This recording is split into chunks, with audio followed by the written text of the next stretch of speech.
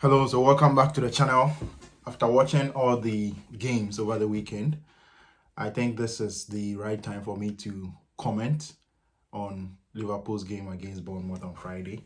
I think I wanted to take some time, relax, and not be too reactionary about Liverpool's game, because I think sometimes what happens is that after the game, when emotions are high, you just finish watching the game. So it's almost like the your feeling, your way of looking at things might end up being biased by the results of the game. So I wanted to look at the entire game as a whole, also listen to the coach do his post-match interview and listen to what he says, what he thinks about the stuff that we saw in the game, and so on and so forth, so that I can include all those in my analysis. So, first of all, what I want to say, we just finished watching the Manchester United versus Arsenal game. It was an interesting game to watch, and I've seen the games played by Chelsea and Manchester City. So I still stand by what I said a couple of weeks ago, or about a week ago, that there are no favorites here. We can't say no, anyone is the favorite to go on and win the Premier League. And these games that we've watched in the first game week of the Premier League season shows that there are no favorites, right? We can punch holes in each and every team's performance.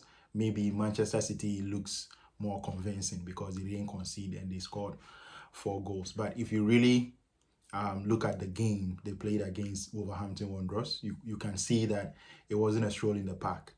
They actually had to work very hard for the goals that they got, and they rode their luck a bit sometimes. So there are no favorites. Now, each and every team, the so-called favorites to win the Premier League, Liverpool, Arsenal, City, and Chelsea, they need to earn the right to be called contenders in the league in the first 10 games. So until we see that, I think I'll still hold my horses and not predict or say anything about who is going to win the league. Now, let's go back to Liverpool's game. So as I said, yeah, I think from what I saw in that game between Liverpool and Bournemouth, Liverpool needs to earn the right to defend the Premier League title. I wasn't convinced by the performance. I'm not going to sit here and make or do analysis based on the results. The result was 4-2. That was good. I was very happy with the result, with the win. But the performance from start to finish, I don't think it was good enough. The reason why I say that is that throughout the game, I did realize that not only in the defense, I've seen a lot of people talk about the defense a lot more. Yes, there are problems in the defense, but I think in attack as well, I could see that the team hasn't really gelled the way that it should. And maybe it will come as the season goes on. So we wait to see. In terms of the way we were building up from the back, it was good build up from the back. The players were much more comfortable building the play up, playing through the middle and into the final third. I think it was okay. But when we got into the final third, I think there was a bit of lethargy. People were thinking before they act. It wasn't flowing naturally and freely as we normally see Liverpool attacks do. So I think that is something that may improve over the course of the season. In terms of the attack, I was watching very closely Florian Wirtz to see how he's going to do in his first game.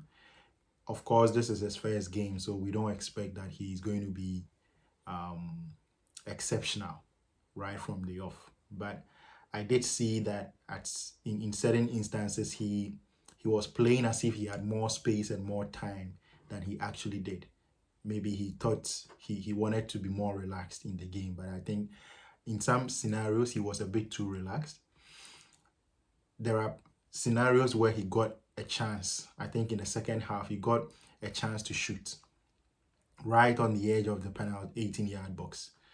And I think he rushed the shot. He didn't hit the ball so hard, but when you look at the way the chance fell to him, he had more time than he actually thought. So he could have taken a touch, he could have even dribbled before he took the shot. But so those are some little things that I think would improve over the course of the season. Hugo Ekitike, I think I wouldn't be fair if I don't mention him in this video, because he was absolutely exceptional. When it comes to his link-up play, I think I've been surprised by the way he's able to link up the play. He still has a bit more work to do in terms of holding up the play, going for the air balls, challenging defenders for those long balls that we play from the back if our defenders are under pressure. He tried to receive one or two of those passes and it didn't really come off. He couldn't hold up the play. So I think there is still room for improvement. For now, what he has shown is that he's a composed finisher. If he gets closer to the goal and he's one-on-one with the goalkeeper, he has the calmness and the composure to slot the ball home. That is something that we've been missing for quite some time at Liverpool in terms of our striking department. Since maybe Luis Suarez, we probably haven't had a number 9 who maintains that calmness. Bobby Firmino was also very calm in front of goal. So we'll see how that goes. Hopefully it continues like this, scoring 2-2 in the FA Community Shield in the first game of the season. Hopefully it continues and he gets a goal every game from now on, and that will be 38 goals, right? Yeah, that will be marvelous, but we'll see. In terms of the defense, now before I come to the transitional play where we considered some chances, and also those were the source of the goals that we considered. They were all transitional. They were all from transitional plays.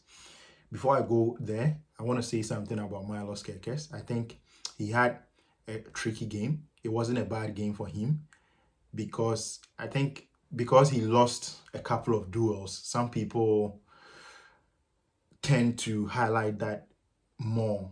But I think he also won a lot of duels with Antoine Semenyo. He gave Antoine Semenyo a hard time, even though Semenyo won maybe just 1 or 2 duels that Semenyo was able to go past him. And I think people remember those more than the ones that he actually won. If you watch the game back, you will see that he actually gave Semenyo a tough time. Even some air balls where you expect that because Semenyo is big and tall, he would be able to win it. Kerkez was able to challenge him, and it either went out for a throw-in or he won it. So he did well in that sense. I like the way he started. He tended to go down a bit too casually or a bit too aggressively, and that is the only problem.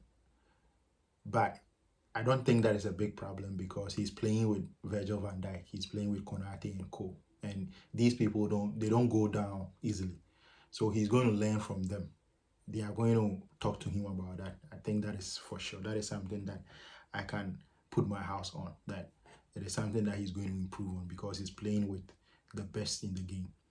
Now, let's talk about the transition play. Liverpool conceded a lot of chances through counter-attacks from Crystal Palace. Now, there is something that the manager, Arne Slot, said after the game that I think is very interesting and really answers the whole question about whether Liverpool should improve on their rest defense and so on and so forth.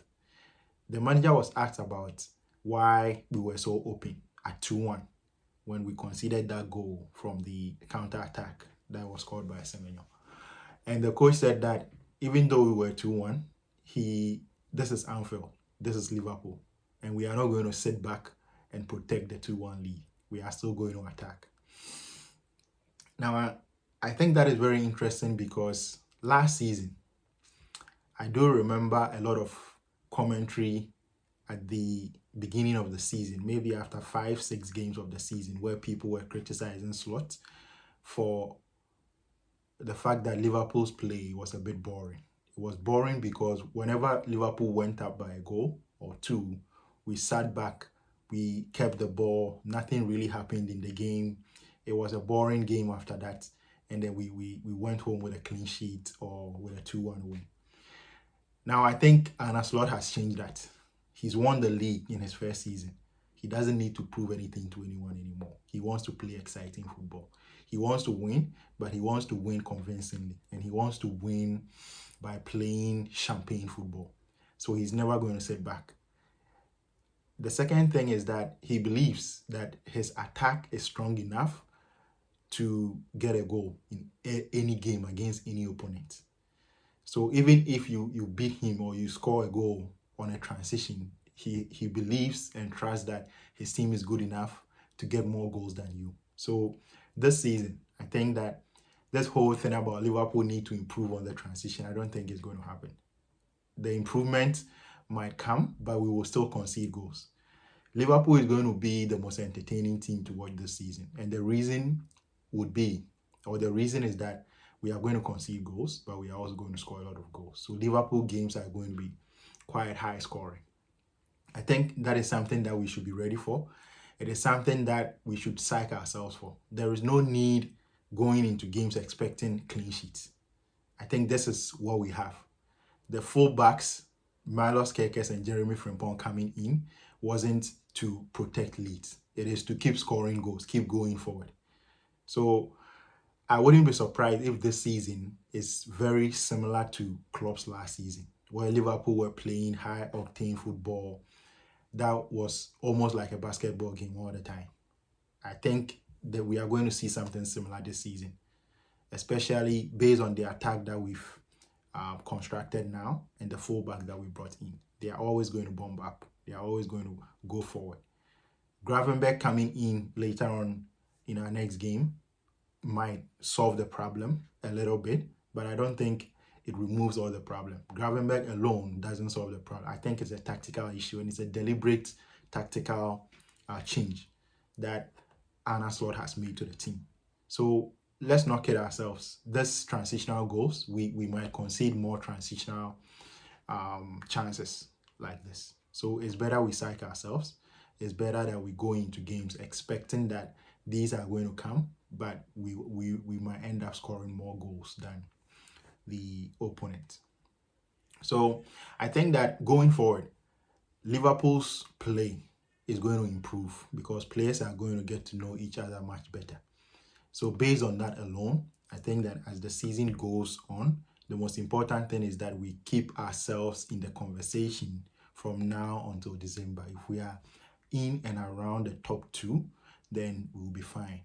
But I don't think that it's going to be smooth sailing from here until then. There are going to be bumps along the way. Games where we probably should win might end up being a draw. Games where we probably should draw might end up being a loss because this formation that we are playing, the tactical ploy that Arne Slot is using right now, it is a bit wide open. And that is how it is. I don't think he's going to change it from what he said after the interview. And he's been saying that in preseason as well. He's been saying that in preseason. He thinks that everything looks good. Bournemouth were good in sending more men forward in their counter-attacks. And that is why we conceded the goals. But he is not going to sit back and defend leads. That is something that we should all be clear on. Thank you. See ya.